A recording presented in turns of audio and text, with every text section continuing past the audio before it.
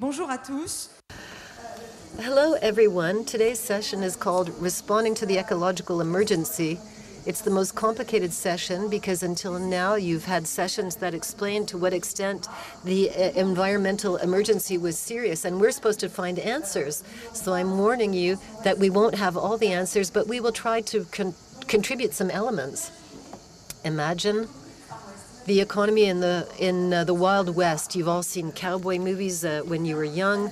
What was great at the time was taking your horse and buggy, go out west, cut the forest down, civilize the Indians, kill the wildlife, set up your farms, raise cows, and that was considered great. That's over. If Brazilians wanted to do that, we would say that's not what you should be doing. Imagine fossil fuels. This is what made it possible to have the Industrial Revolution and technological progress. It also allowed huge growth, this historical accident, which was modern growth, and now fossil fuels, we've understood that we need to get rid of them because fossil fuels are provoking climate change. So we see to what point change must be deep and total. We need to change the way we think. It's not just little economic changes that are necessary.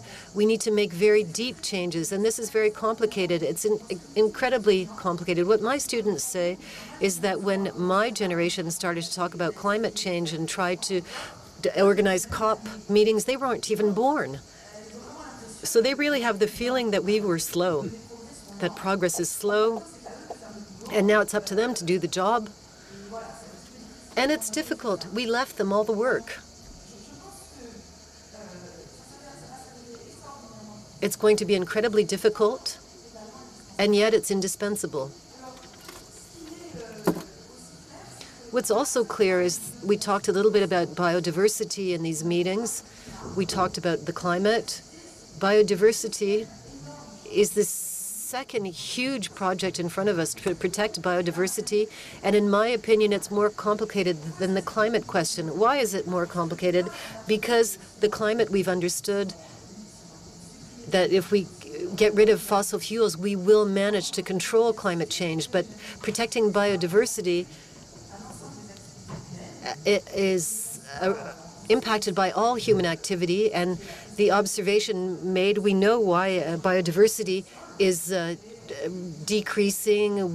Because of farming, because of the building of cities, we've reduced their living area. It's also pollution, climate change, and there isn't a huge, clear action like getting rid of fossil fuels that we could do that would make it possible to make huge progress in the protection of biodiversity. So I think it's even more complicated, and we can't underestimate the work that's required. Solutions. Solutions, obviously, moving away from fossil fuels.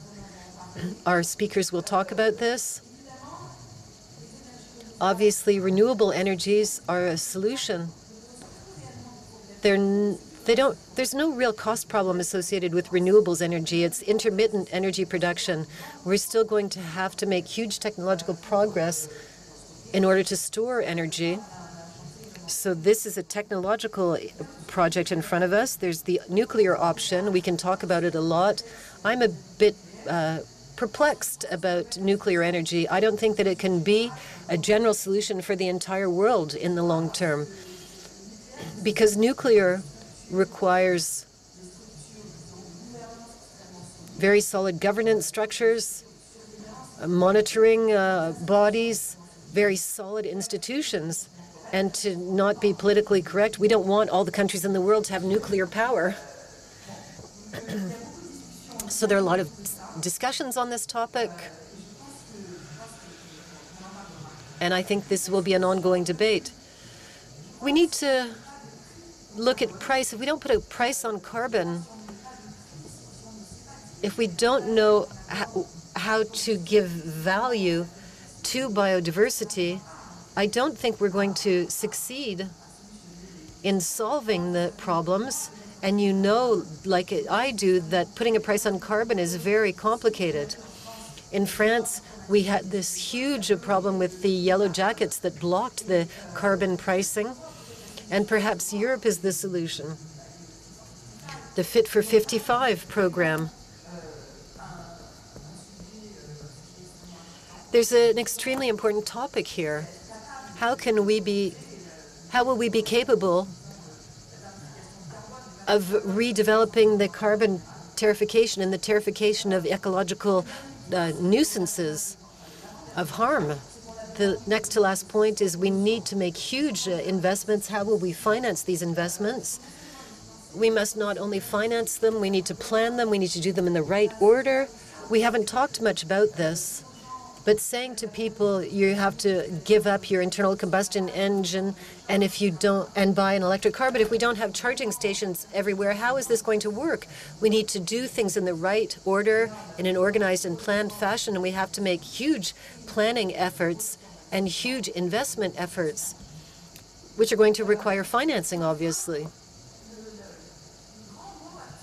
And finally, we keep hearing the slogan, sobriety, let's be sober. That is a solution that we should talk about. What does it mean to be sober? Who needs to be sober? Being sober means reducing one's energy consumption in a voluntary manner. We have to be more sober, reduce our energy consumption voluntarily because we can't put a price on carbon. And I think this sobriety is a fundamental question that has to be studied. We need, in particular, to be able to say who has to be sober. It's complicated to tell people in Africa that they need to be more energy sober, or people who can't pay their energy bills that they need to be more sober. That's a societal question that's an important one. It's difficult to be sober in a society that puts such value on abundance. So the solutions exist, but we need to have a very deep social debate in order to get these solutions to come to the foreground. I'll stop here to give the time to our speakers. They have very little time to express themselves, so we'll start with Terhi LEHTONEN, who's the Secretary of State, Ministry of the Environment for Finland, and she will be talking about what Finland is doing. They're very ahead on the question of solutions. So, Madame LEHTONEN, the floor is yours. Kathleen, and thank you for the invitation to join you here in Aix-en-Provence. I studied here 25 years ago, so it's a real pleasure to be back in Aix. Ladies and gentlemen, just broad three areas in respect of tackling the ecological urgency. First, the need to shift to nature-positive economy and putting the lessons of DUFOURCQ review in practice. Second, the need to accelerate on the road to climate neutrality, and briefly on our national action towards climate neutrality by 2035. Now, you know all, we're faced with triple ecological crisis: climate change, biodiversity loss, and pollution. Nature loss is happening right in front of our eyes. Aside the intrinsic value of preserving the planet and its nature, the loss of biodiversity directly threatens our well-being, our food supplies, access to clean water, and our health. Biodiversity is declining faster than ever before in human history. The IPBES reported that in many habitats, the loss of species is at level that risks collapse of whole ecosystems. So we are in the midst of the sixth mass extinction. Our governance systems are, however, not well equipped. They're rather ill-equipped with dealing with this. And this was already discussed yesterday in the panel of Mr. Lorenzi on common goods. We're bad at governing the global commons in a manner that is consistent with the science, what the science tells us. And we're bad at dealing with the extreme risks and uncertainties to the economy and well-being that, for example, biodiversity loss entails. Take example of pollinators.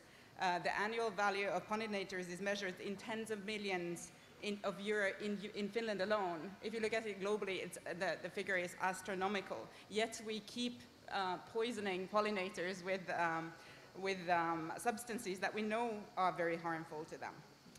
How then to turn to a nature-positive society and economy? We need to connect the ecological crisis to the drivers, the overconsumption of natural resources. Dr. DUFOURCQ has brought us the attention brought the attention of the world on the internalizing nature into decision-making. Nature needs a value, and the ecosystem services need a price tag in our governance system. So attention has to shift to seeing natural resources, and in particular nature and ecosystem services, as assets. We need to start accounting and tracking for the status of that asset along with the other key variables that constrain and guide our policies and economic decisions, like the GDP, employment, or poverty statistics, for example. And we're in the process of analyzing how to resign this into our system in Finland. Engaging with the private sector will be key, and we will need new tools to quantify the impact on nature and ecosystem services. In Finland, the first step we are taking is putting a voluntary biodiversity compensation into our nature protection law. So this will be a first place where we quantify and in a manner that is regulated. It's a voluntary one, but it's a first step. So doing this overhaul will take time. In the meanwhile, we must first start taking measures throughout the economic activities to improve, to minimize our impact on nature and start restoring. For example, we have forestry companies that have already committed to being nature positive in the management of their own forests by 2030. Now this should become the rule in all economic activity. The recent proposal by the European Commission on nature restoration is an attempt to nudge us forward in this respect. It sets targets on member states to start restoring and improving the state of nature, both at protected sites, but also in cities, in managed forest, in agriculture. And second, we must give nature more space. The new global biodiversity framework for 2030, to be agreed at the UN Biodiversity Conference this December, will be very important in this regard.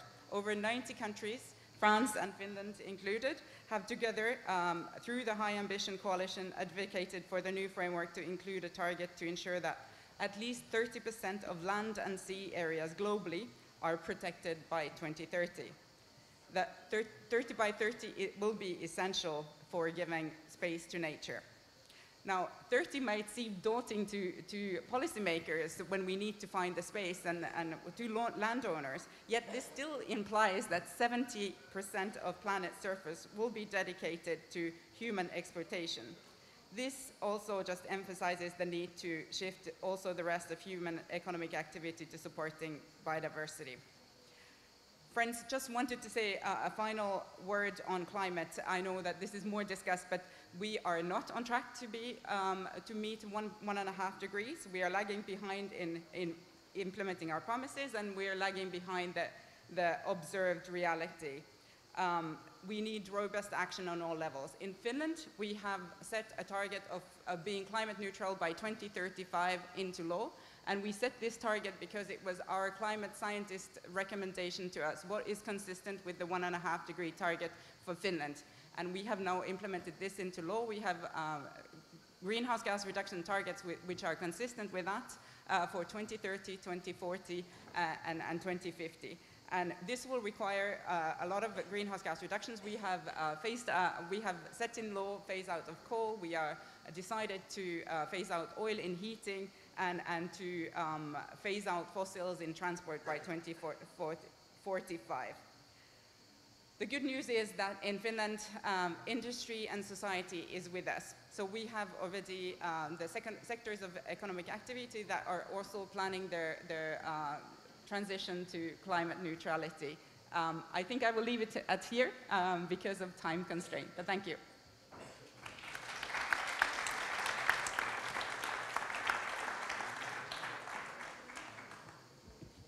Thank you very much.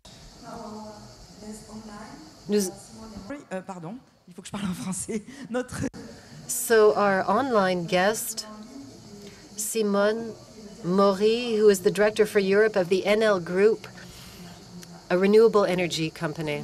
Mr. Mori? Hello, everyone. Thank you for inviting me to participate in this session. I'm sorry I'm not with you in the beautiful city of Aix-en-Provence. It's easier for me to focus the main topics in this language, and I believe that the topics we are discussing today are very important. Especially in the frame of the present geopolitical crisis. As you were saying, decarbonization of the energy sector is very important, and we all know that renewables are the cheapest and the most efficient technology today in probably all around the world, in a large part of global geographies. And Enel is the number one Western investor in renewable by far. We operate in more than 35 countries all around the world. And we have many experiences of how renewables may bring not only decarbonization and the cleaning up of the energy sector, but also the most effective way to manage the need, for example, of energy in emerging countries, in countries which are quickly growing, such as Latin America, Far East, or Sub-Saharan Africa. And then that's the reason why we are supporting a lot what Fit for 55 was proposing. So Europe is leading the pace. We believe that we need to be ambitious. We have the technology, we have the finance. Despite the fact that today, after the crisis, the financial condition of the market is worsening, private operator, investment funds, sustainable funds, there's a lot of finance for that. What we need is much more a set of rules and conditions to make these investments easy to make. Of course, all this was very clear before the crisis. After the crisis, after the invasion of Ukraine, after the reduction of gas flows in Europe, when for France, this problem is relatively modest versus other countries in Europe, such as, for example, Germany and Italy. But it's clear that renewables are not only covering a key role in terms of reducing the cost of energy, cleaning the atmosphere, reducing CO2 emissions, but are also the most important way to reduce our dependency on imported commodities. That's the reason why, looking again at what Brussels is doing, REPowerEU is a very good step forward, because it emphasizes the fact that even if in the short term we have to do everything we may in order to manage the transition, because of course, if we have a reduction of inflows of gas from Russia in countries such as, again, I was mentioning Germany and Italy, countries which are heavily dependent on this gas, we have to utilize all the technologies we are available, also technologies that we are ready to phase out. For example, in our coal power plants, we are ready to shut them out in Italy. And probably in the very short term, there will be some residual use of that. But it's clear that we don't have to deviate from the major stream. At the contrary, we have to accelerate. We have to increase the ambition. We have to do more of what we wanted to do, what we intended to do, and we have to do that faster. And this is where we are now, I think, in Europe. The focus now is acceleration, speed, and implementation, execution. In many countries in Europe, the bottleneck is not coming from technology, it's not coming from finance, it's coming much more from the red tape, the administrative difficulties, the permitting procedure. France, we are present in France. France is not is quite a good example of how difficult, for example, it is to realize a renewable plant. Italy is another big example of difficulties, maybe 5-6 years for getting the permission to build a photovoltaic plant in the country. This is becoming more and more difficult also in other countries that traditionally were hosting this investment quite easily, such as Germany. And we believe, again, trying to put our point of view on the flow, on the stream which is coming from Brussels, that the REPowerEU is presenting very good ideas on that. For example, asking the countries to identify the go-to areas, so the most promising areas where you should focus the renewable investments, and trying to accelerate, to simplify in a brutal way the permitting procedures in that area. Or for example, switching in some way the logic of the approach, for example, for the photovoltaic, for the solar roofs, and asking or creating a binding,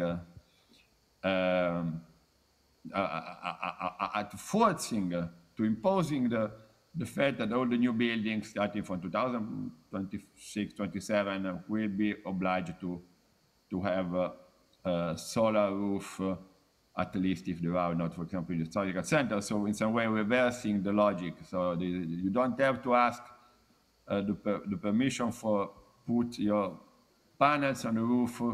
You have to demonstrate that you may not put the panels in the roof. So just in order to conclude, time is not so much, but I want to highlight the fact that we are on the edge of a revolution, and that the crisis, the geopolitical crisis coming from the Russian invasion of Ukraine, should be considered a even more impellent push in order to accelerate the decarbonization process, the renewable investment booming that Europe was already expecting. And all the rest, it was mentioned, for example, the electrical mobility. I mean, all the rest of the revolution, which will be largely based on the utilization of clean electricity in other sectors, mobility with electric car or buses, for example, or heat and cooling. This is already quite strong in France, much less in other countries where there is a need to switch from gas boiler, for example, to heat pumps. Well, this will be the natural consequence of the fact that we have a broadly, widely available of a large, massive production of renewables around Europe with the needed flexibility coming from battery storage, pumping storage, digital grids, and all that will be put at the service not only of decarbonization but also of our geostrategical energy dependency. So thank you very much for your attention.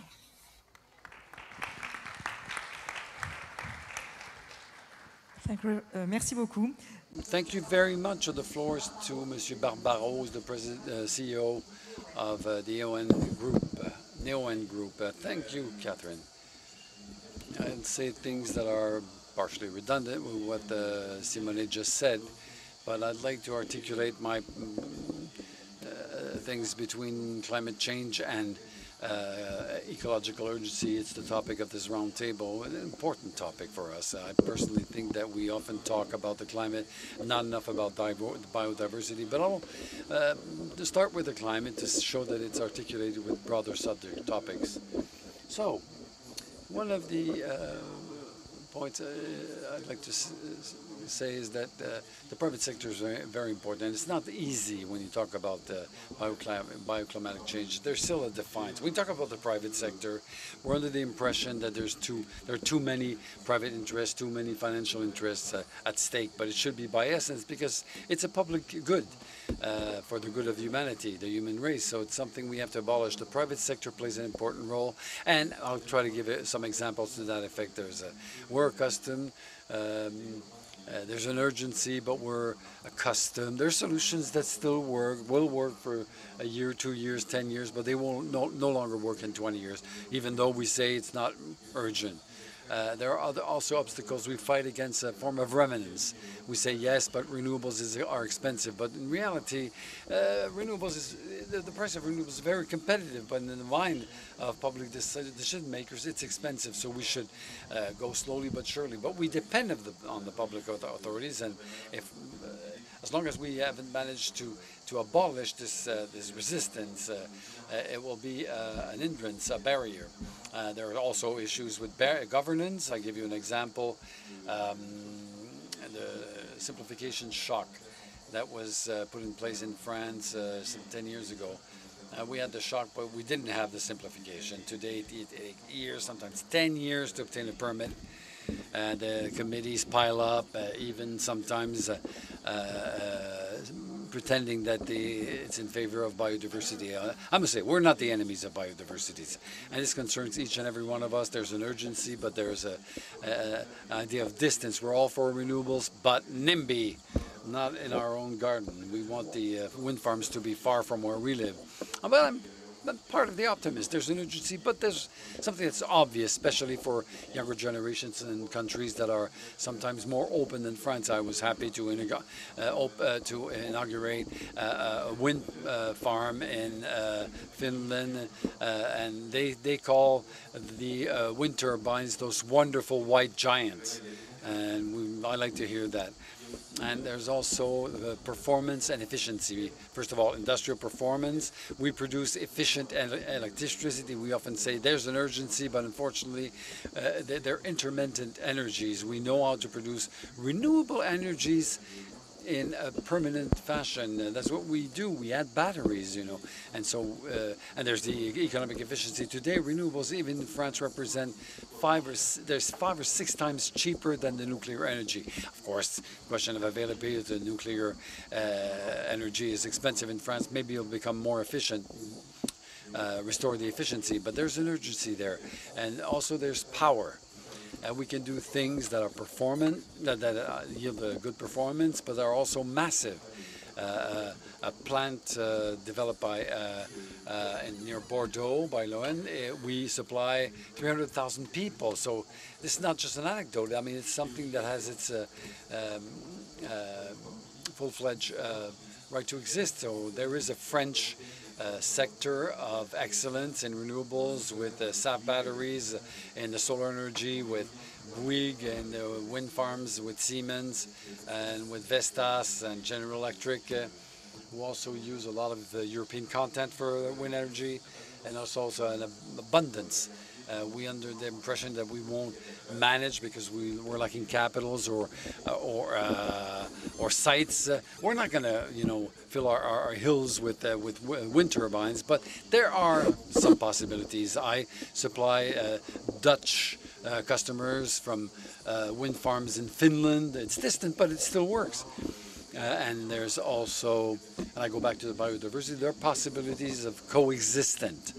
It's a potential. The climate urgency does not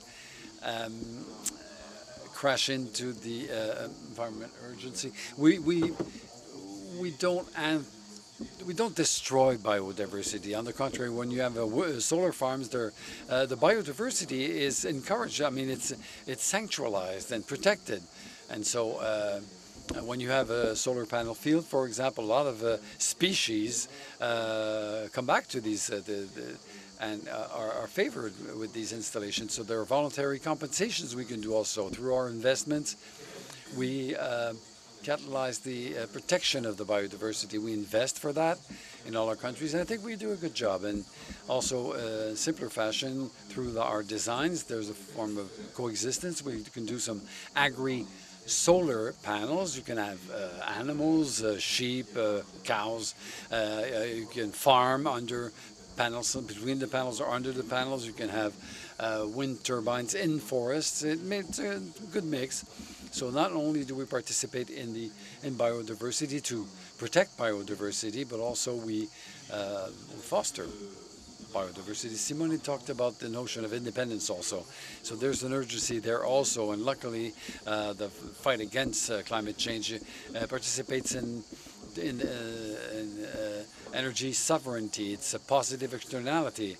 And not only is it green, is it cheap, but it's also very precious.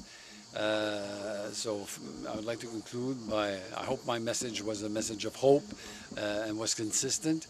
And to conclude, we're talking about being frugal, maybe we can talk about temperance. I was happy to hear Patrick Pouyanné yesterday say that we had to heat our apartments at 19 degrees and wash our clothes at 30 degrees. And I think it was, I think each of us at our levels, that we take ownership of the environment concerns and urgency, and that we don't leave it to other people to take action. Thank you. Merci. Je pense qu'il faut aussi. So I think we have to stop using clothes dryers. Huh? Put your clothes outside to dry. So now we'll talk about biodiversity with Daru SETYORINI, who's the founder of an NGO, Ecoton, working on the water pollution by plastics. The floor is yours. Thank you. Thank you for inviting me. I'm very honored to be with all of you and discuss about the responding to the ecological emergency. So I work at and found the environmental NGO Ekoton. We are based in Surabaya, East Java, Indonesia. And we have been working in wetlands conservation, water resource management, and also biodiversity conservation since the last 20 years. And now we are also focused on the plastic pollution issue because it's become a great threat to our rivers and ocean biodiversity.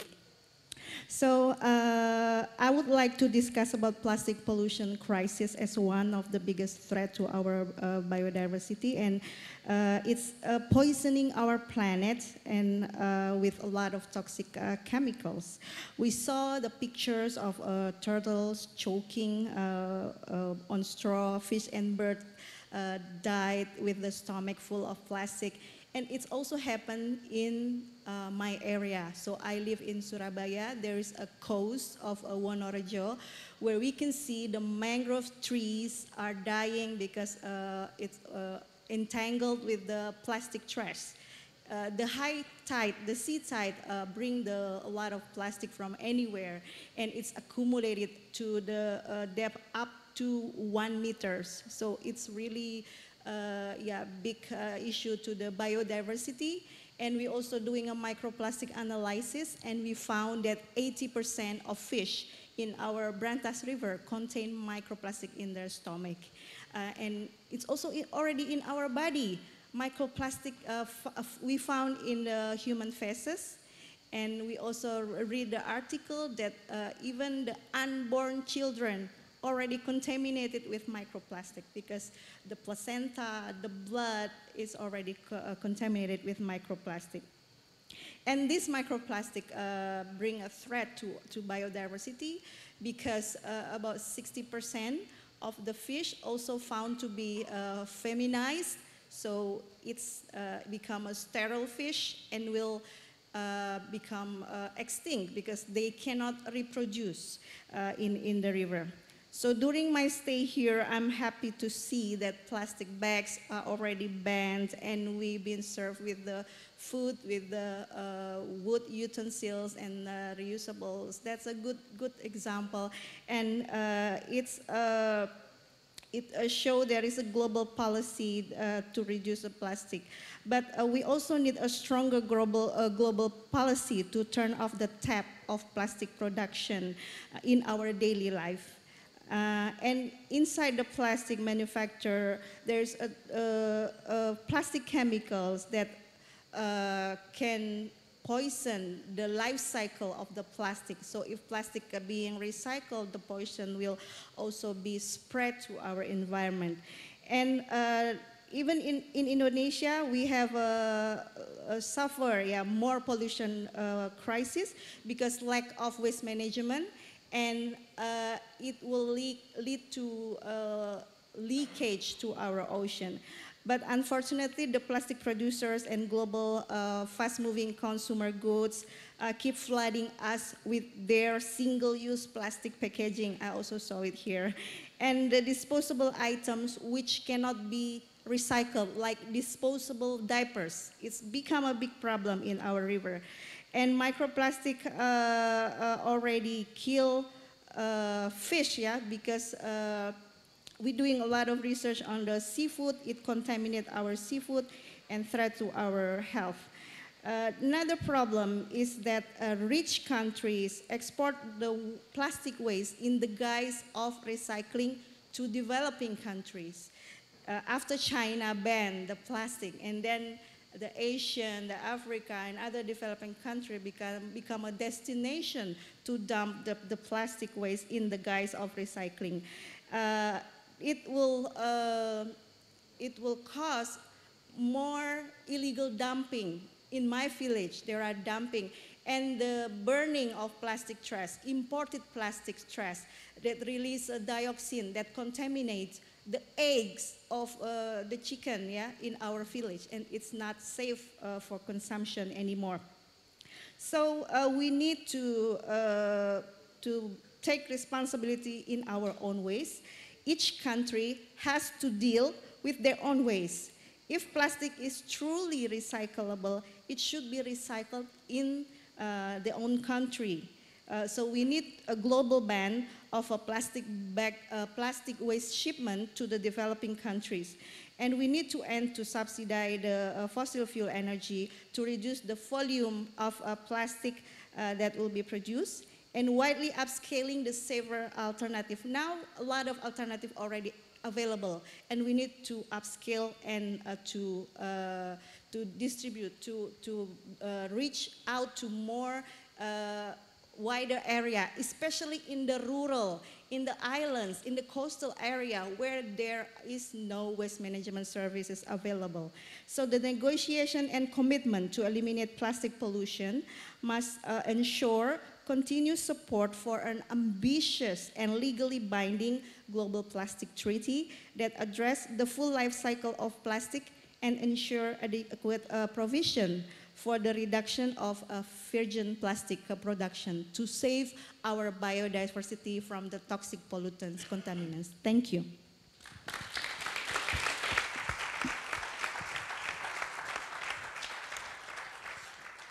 Merci beaucoup. Donc maintenant, je passe la parole à Clarisse Magnin qui... Thank you very much. Now I'm going to hand over to Clarisse Magnin. Vous m'auriez demandé l'année dernière... So you asked me last year if we could decarbonate Europe by 2050. I would have said it's a long pathway. We studied for 1 year 75 subsectors in countries of Europe, and we calculated exactly how we could decarbonize Europe by 2050, which is the objective set by the European Green Pact. Minus 55 greenhouse gas emissions by 2030 and 100% by 2050. So there's a complexity that comes with the war in Ukraine that means that this difficult path is going to become even a more complicated one with a much steeper and narrower path. So we wanted to quantify what we should do, what we could do, that we need to double the capacity of the electricity sector that will make it possible to decarbonate industry, transport, and homes. So part of this will come. We need to triple the capacity of solar energy, multiply by 2.5 the wind power capacity. That's the energy side.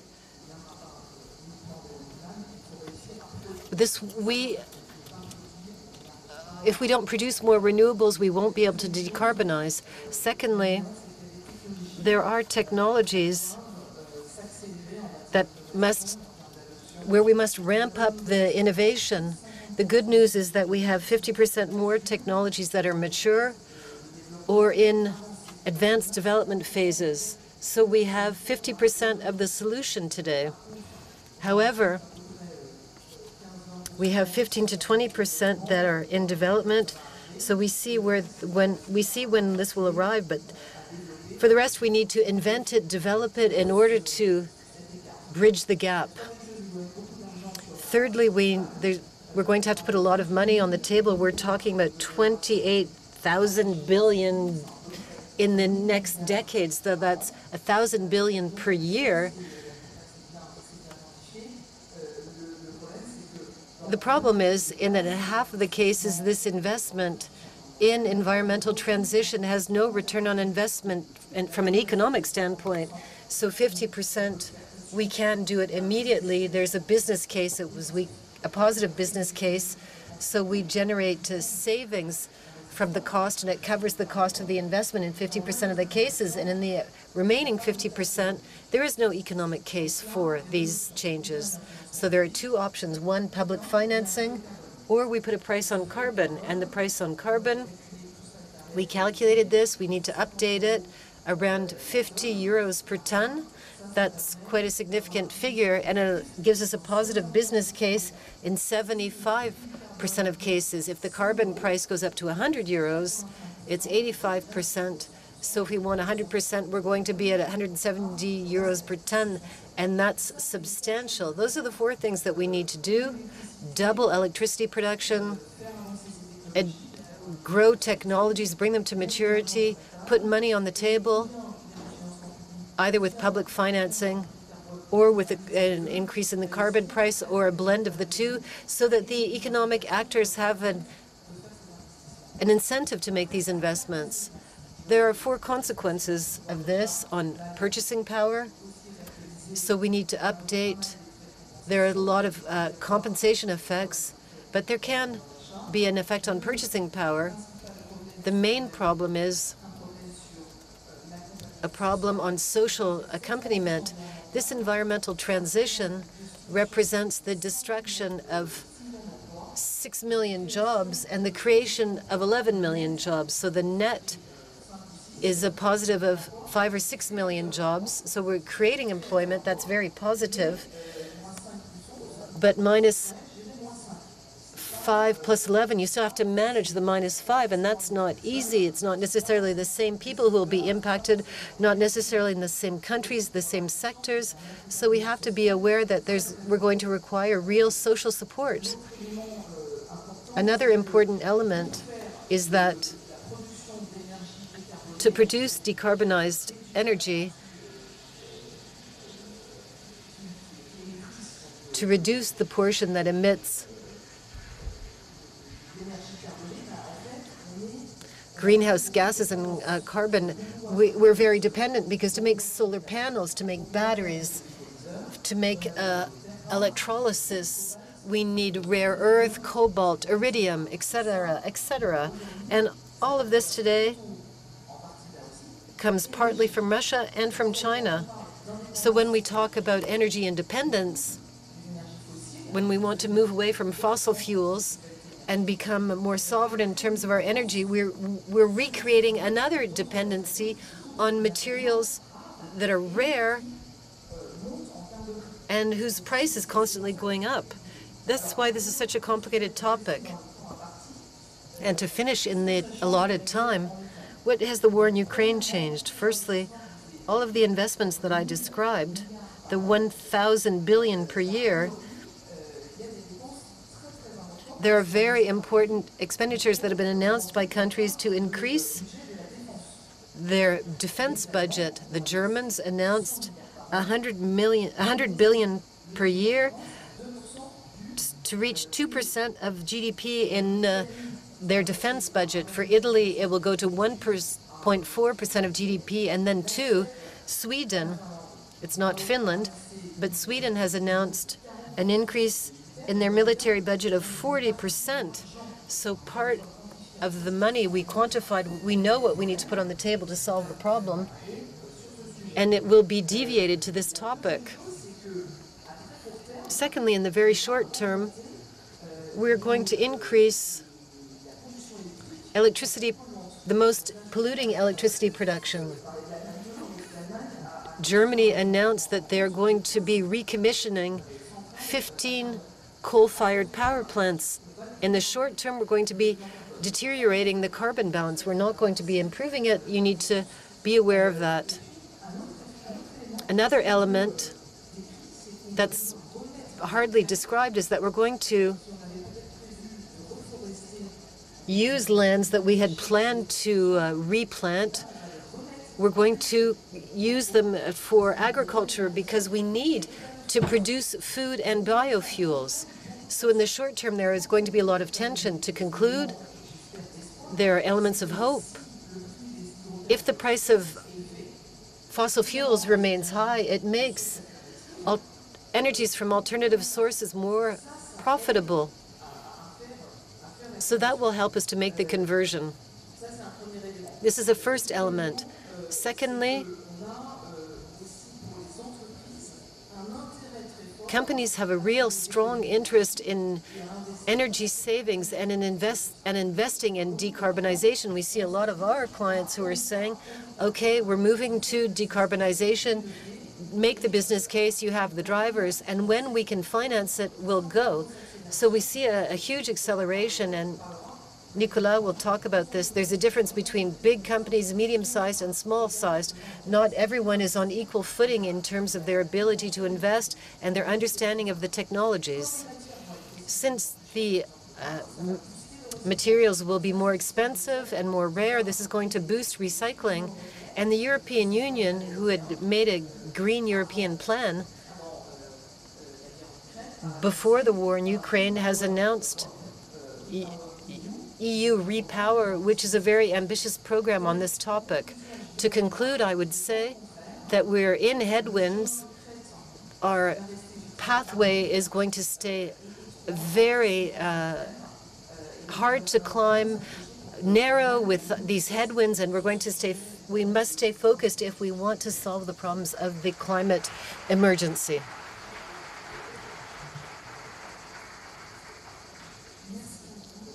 Thank you. Now Nicolas DUFOURQU, who is the head of BPI France. You've got 5 minutes. We've heard very strong messages. I would just add, even if it's not necessarily the institutional message of the bank that I head, there's a narrow path for France, for Europe, and for the world. When we hear China say that they'll be carbon neutral in 2060 and India in 2070, they have 2/3 of the world's population. So 1.5 degrees of warming is not reachable today. At some point, we have to be honest and say it. I think it, so I'm going to say it, and the consequences are significant. The real border that we're attacking is 2.5. That's the real limit, which is even more anxiety causing. Closer we get to 3.5, none of the models available can predict what will happen to the Earth. The Earth, in any case, will survive in the long term. It's us as humans. Progressively, people are becoming aware that we're in this situation that is absolutely disastrous, and you're going to have movements of panic, what we call disordered transition. This is going to happen everywhere. New obligations, new laws, very strict laws whose consequences will not have been thought out in terms of their impact on people, the geopolitical relationships between populations. So this is going to be a random labyrinth, very dangerous one, that's going to accompany us in the 20 next years. The role of the BPI is to, at minimum, do its job. We can't solve the problem of famine in the world, but we can get the French economy to work with us in an organized manner on the path to decarbonization and the protection of biodiversity. So we're a shareholder of Xavier BARBARO to give him the resources to implement the vision that he's exposed to us. So we're shareholders in a lot of developers of PV and wind power in France, and we're doing a maximum to give them the resources. We've explained the difficulties that are not only for France, they're maybe more complicated in France. Our Italian friend said that they had issues. In Germany, there are also issues, but it's very complicated. You have social resistance movements. They're democratic forces that mean that if you want to create a wind park in France, it takes 12 years. And so, to the minimum, we hope that we won't regret of not having done the maximum to bring in all the SMEs, all the industries in France, and the great groups we are shareholders of. We're shareholders of most of the large groups in France in the fastest decarbonization possible. The larger groups, we are close to the management, and we have an influence. We have a permanent dialogue with them. We advise them. We push. I'm the co-director of ST Microelectronics, ST. We want to be scope 3 in neutral, excepting for maritime transport, which comes from China, by 2027. Very heavy. I'm also on the board of Stellantis, Scope 3, all included, neutral by 2038. Prometheus. Hard to do that. So we can no longer say, we don't want to hear, what are you doing? You know, you're doing nothing. No, it's not true. Everybody, absolutely everybody is on deck. Even those who are well equipped. All that, it's very, very expensive. And to keep up to our promises, strategic promises and anthropological promises. As SMEs, it's more difficult, more complicated, and so we have to do some door-to-door approach. It won't happen with slides, with PowerPoints, with green numbers, or not through discourses. We have to visit the entrepreneurs with consultants in energy transition, engineering consultants, with frugal solutions, one by one. We have to, and we've started that. I can tell you that it's already started. We announced that we would transform BPI France in a climate bank 3 years ago. Enormous impact consequences. The whole BPI France organization has been covered. I have important things to say. Sorry, it's longer. I'm taking too much time, but so all the processes are reviewed. Our investors are filtered to make sure everything is in compliance with biodiversity. So knowing that we do the job, and we will gain momentum, we're convinced that everything will just go crazy. It can be dramatic because it can have the same consequences of what I described on the deindustrialization of France. So we thought that the trend would follow. No, the trend never follows. You have to take care of it.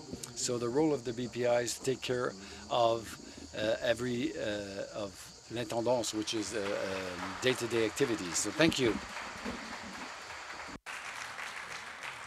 Est-ce qu'on a le temps pour une question ou deux? So do we have time? No, no time for questions. We're done. Sorry. We had a lot of speakers, so thank you for attending. My God, no questions. Okay, bye.